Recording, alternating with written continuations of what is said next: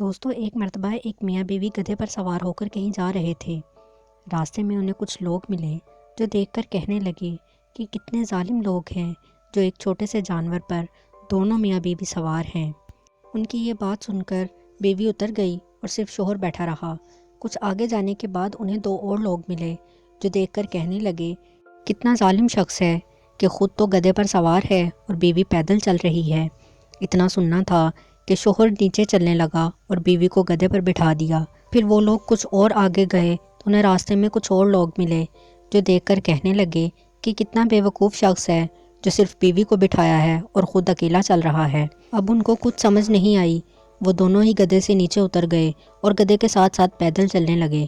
پھر آگے جانے کے بعد کچھ اور لوگ ملے جو دیکھ کر کہنے لگے کہ کتنے بے وقوف ہیں، سواری ہوتے ہوئے بھی پیدل چل رہے ہیں۔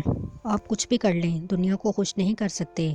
آپ کو ہر مقام پر کچھ نہ کچھ کہنے والے لوگ ہمیشہ ملیں گے، اس لیے وہی کریں جو آپ کا دل کرتا ہے۔